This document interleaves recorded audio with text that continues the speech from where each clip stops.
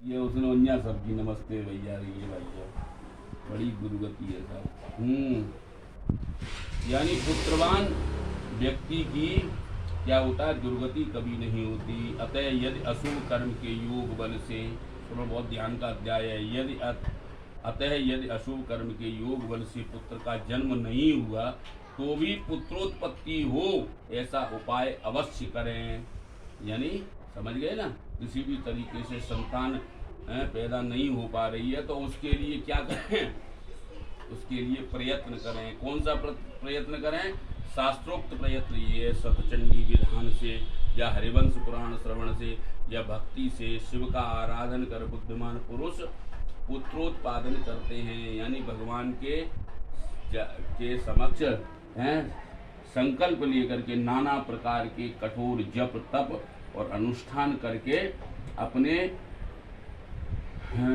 निसंतान होने के दोष से मुक्त होकर के फिर संतान उत्पन्न करते हैं। ऐसा होता है ना, किसी किसी की जन्म पत्री में पूर्व जन्म के आधार पर संतान विलंब से होती है या किसी भी प्रकार का दोष होता है पति पत्नी में, तो उन दोषों का निवारण कभी इस प्रकार के बहुत अच्छे अच्छे अनुष्ठान सत्संगी इत्यादि हरवंश पुराण इत्यादि के पाठ से भी पुत्र का जन्म होता है। ऐसी धारणा नहीं पुत्र अभी बताएंगे, आगे बताएंगे। देखो पुत्र और पुत्री में फर्क आएगा। तो पुत्र हो, बात है पुत्र की, समझ गए? पुत्री की बात नहीं, पुत्र की। अभी बात प्राथमिकी पुत्र की है, समझ गए? हाँ सुनो, पिता का पुन्नाम नरक से पुत्र उद्धार करे, इसलिए ब्रह्मा ने पुत्र ऐसा इसका नाम रखा है। ब्रह्मा ने नाम रखा है पुत्र, समझ गए? धर्मात्मा एक पुत्र भी संपूर्ण कुल का उद्धार कर देता है और पुत्र से स्वर्गादि लोक की प्राप्ति होती है। यह अनादि काल से श्रुति कहती है, ये अनादि काल से हमारी वैदिक परंपरा है कि अगर पुत्र सुपात्र हो तो एकस चंद्रस्तमो हंती न तारा गण सहस्त्र जाओ, समझ गई? हाँ, आसमान में तारे असंख्य निकलते हैं लेकिन फिर भी लोग चांद का इंतजार करते हैं। दादी बोलती थी कि मेरा तो चंदा की तरह है।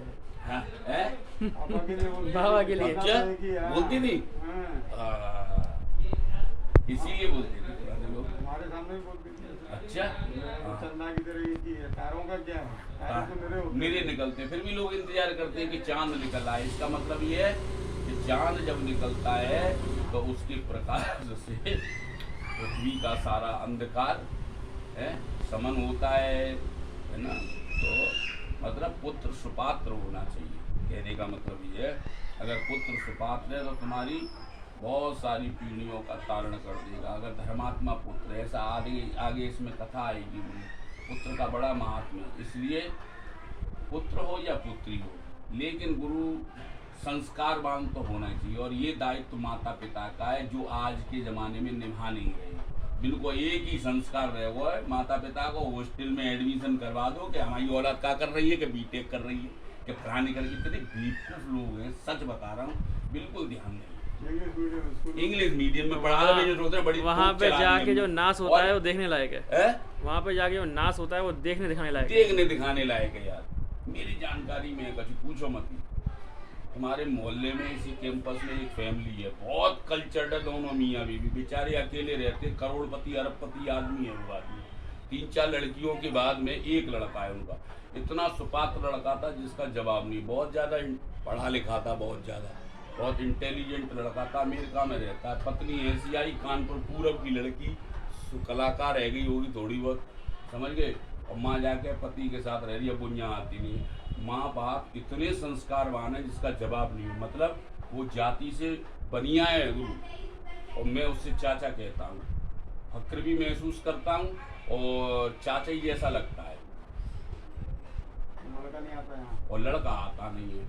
और समझ लो जो हमारी आंटी है ना, वो चाची, वो इतनी अपने, हमने तो अभी बहुत ज़्यादा मेरा संपर्क, क्योंकि मैं बहुत छोटा अवस्था में बहुत कम हूँ ना उनसे, तो मेरी कभी इतनी बनी। अब थोड़ा आकर अब वो मेरी यजमानी वंश परंपरा चली आ रही थी, समझ गए? तो वो पिताजी के स्टूडेंट रहे। आप देखिए, बनिया होकर के संस्कृत विद्यालय में पढ़ा वो चाचा हमारा, पंडित अगर सामने बोले और देखो ताज्जुब, देखो कैसे कैसे धर्मात्मा व्यक्ति की वो समझ लो। मुन्ना पंडित जी की हर कथा में वो आदमी जाता है, लाखों रुपए खर्च करके आता है। मैंने कान में पूछा एक दिन, मैंने कि चाचा जी कथा समझ में आ रही है? बोले हाँ समझ में आ रही है, बहुत समझ में आ रही है। कुछ नहीं, पत्नी इतनी इंटेलिजेंट है भाई साहब कि जन्म पत्री सामने रख दो चाची के सामने, सब तुम्हारा भविष्य वही बता दी। घर में बैठी, गृहस्थ हैं वो तो, बिल्कुल गृहस्थ हैं, मतलब हाउस वाइफ हैं, लेकिन एस्ट्रोलॉजी का जबरदस्त नॉलेज है। और अपने जमाने में बड़ी बोल्ड भी रही है, गृहस्थ जीवन में बड़ी धीर गंभीर और बड़ी वो। आज भी स्वाध्यायी है, दोनों मियाँ बीवी अकेले पड़े रहते हैं मकान में।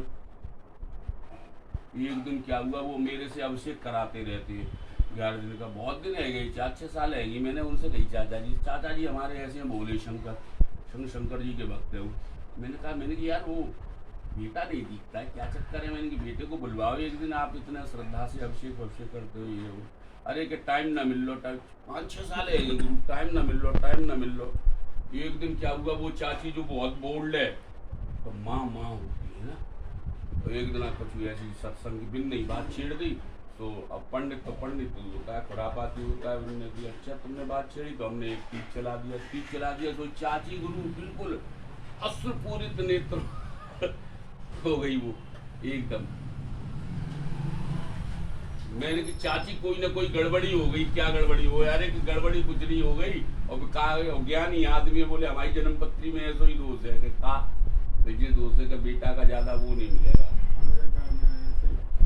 वो मतलब वेल एस्टेब्लिश्ड है वो वहाँ का, मतलब वो क्या कहते हैं नागरिकता NRI। हाँ वो इस टाइप का हो गया है। फिर भी चाचा बहुत कलाकार है, फिर भी चाचा का बहुत सम्मान, बड़ा आध्यात्मिक प्रवृत्ति की है चाचा जी। उन्होंने कहा होगा उस बेटे से, तो मैंने यहाँ अनुष्ठान किया 11 दिन का, उन्होंने अभिषेक करवाया लघु रुद्र वगैरह। तो बोले ठीक है बात दिन लास्ट वाले दिन वो बेटा आया, बहुत अच्छी बात है आ रहा है। देख लेगा आपको, कंप्यूटर पर देख लेगा, अनुष्ठान कर लेगा वहीं से, आजकल ऐसे होता है। अरे मैंने बाकी सबरी अंग्रेजी बुला दी बाकी 2 मिनट में। मैं तो जी चाह ही रहा था, मैंने पहले इसको देखूं तो सही अमेरिका में क्या कर रहा है। चाचा देखते रहे, गुरु अभिषेक हुआ, इतनी फटकार लगाई मैंने उसको। जब मेरा अभिषेक तो हुआ ही लाड लगाई, इतना सज्जन लड़का था, दिए नहीं कहाँ जाएगा, बहुत सुपात्र। अरे आया लास्ट दिन खत्म हुआ तो 2 दिन पहले उसकी सिस्टर यहाँ भी आई आगरा में, 2-3 लड़के, 4-5 बहनों के बाद में वो है लड़का, छोटा है लड़का, बहुत अच्छा लड़का। लेकिन अब ये काम धंधे में फंस जाए आदमी तो वहीं रहने लग जाता है। फिर आदमी बच्चे आए, उसके बच्चे पंखा देख करके डर रहे थे, पंखा देख कर। अब बताओ कैसे अमेरिकन रहो, एसी रहता है ना, पंखे रहते ही नहीं है ना, घर एसी रहते हैं पूरे, समझ गए। तो कुल मिलाकर के ये है कि संस्कारवान होने चाहिए बच्चे, अच्छी बात है, पढ़ लिख रहे हैं, वो बात तो सही है। एक न एक चीज कहते ना, माँ के संस्कारों के कवच को भेदने का सामर्थ्य दुनिया की किसी तहजीब में नहीं है। बच्चा लड़की तो संस्कारी था, लेकिन उसकी बीवी संस्कारी नहीं आई ना, गलती तो उसकी है। न जाने क्या हो गया। आपने पथरी नहीं देखी होगी उसके बराबर? मैंने नहीं देखी, मैं तो मेरी खूब चाची से बात होती रहती, मैं ज्यादा जन्म चाची नहीं देख पाई अपनी। देखी वो तो बताती है कि ऐसा है, किस ग्रह के कारण है ऐसा, वो भी बताती। बहुत आध्यात्मिक चिंतन की महिला है, बहुत गुरु लोग है वे। पंडित जी संकल्प बोले बाबू ऐसे सब समझ जाते हैं वे, ऐसे कलाकार लोग हैं वे। हाँ बढ़िया है, गर्ग गोत्र है उनका, बढ़िया है, बहुत अच्छे लोग हैं, बोलते कुछ नहीं है पंडित जी, चाहे गुड़ुम सुड़ुम करें चाहे कछू करें, मैंने कोई मतलब ना दुनियादारी से।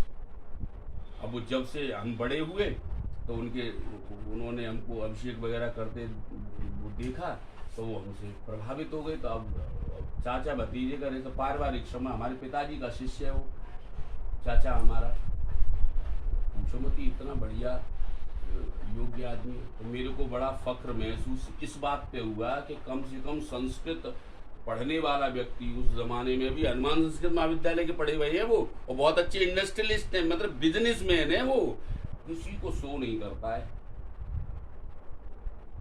कभी। कम से ये नहीं करेंगे कि ये बात है काऊ से कचू, पंडित जी चाहे कचू कच जाए, मेरे कोई मतलब ना, अपार भंडार है, खुद कुछ नहीं कहेंगे, इतनी बढ़िया है, बहुत सज्जन है। और मालूम है, सुनो माँ ने भागवत मालूम है किन से सुनी है उन्होंने? नरवर को मिनी काशी कहा जाता है भैया, मिनी काशी कहा जाता है। नरवर के पढ़े हुए पंडित वेद पाठी आचार्य बनारस के पंडितों से शास्त्रार्थ कर देते हैं। हाँ, मतलब इतनी पात्रता होती है। ऐसी वहाँ एक आश्रम है, सांग वेद विद्यालय है नरवर में, जहाँ करपात्री जी की कुटिया भी है। वहाँ बहुत दिन रह करके साधना की थी करपात्री जी ने। तो वहाँ के संस्थापक थे जीवन दत्त जी, स्वामी जी थे, उन्होंने ब्राह्मणों के लिए वो विद्यालय बनाया था, समझ गए। तो उस परंपरा से वो व्यक्ति जुड़ा हुआ, और वहाँ के बहुत अच्छे विद्वान थे बांकेलाल त्रिवेदी, भागवत की पूरी भागवत लगी हुई थी उनकी, व्याकरण सहित लगी थी। ऐसे व्यक्ति से उस व्यक्ति ने आज से 30 साल पहले फिरोजाबाद में भागवत सुन रखी है, और वो आदमी आज मुन्ना पंडित जी की भागवत में जा रहा हो। बता बाबू का पल्ले पड़ेगी? जो खुद संस्कृत में क्वालिफाइड है, खुद समझ रहा है, वो आज भी जाता है। कछुनी तो हमने पूछी चाचा जी तो तुम फिर कैसे? अरे यार कछुना बच्चन के संग अपने तीर्थ यात्रा घूम आती, एक विकार भी नहीं आता उनके मन में। जबकि मैं उनको देखता हूँ, इतना पारखी आदमी, वेद है, वेद पाठ करने वाला आदमी है, अभिषेक करने वाला व्यक्ति, एक एक मंत्र की श्रुति उसके कान में गूंजती है, ऐसा व्यक्ति। और मैं भजन सुन के और कछुना कोई विकार रहा, ठीक है बात नहीं चल रहा है यार, कैसे चलते हैं तो क्या बात है, कलयुग है, कुछ नहीं कहती। चाची बोल देती, चाची बड़ी थोड़ी स्ट्रेट फॉरवर्ड और बोल्ड टाइप की है, वो तो मुन्ना पंडित जी से भी बोल देती हैं। जैसे कथा है जाए और खाना फाना खाने जाते हैं तो बहुत अच्छा, फिरोजाबाद के लोग 200 आदमियों का टूट जाता है, तो जाएं तो अभी कछू और साहब का हाल है कि हाँ सही है, तो भी कछू न कछू टिप्पणी कर देती हैं। आप तुमने ये भजन, तुम पे यही भजन रहा हुआ है, एक भजन गाते हैं बेट, बहुत सुन, बुढ़ापे तेरी कोई ना पूजा भजन है, वो अक्सर गाते हैं बनियन के यहाँ। तो बे चाची हमारी ऐसी है, विद्वान महिला है, तो पंडित जी आपका भजन हमेशा, ये भजन हर भागवत में होता है यार, ये क्या सास बहू का लेकर के बैठ जाते हो आप, भागवत में बोल देती हो, समझे।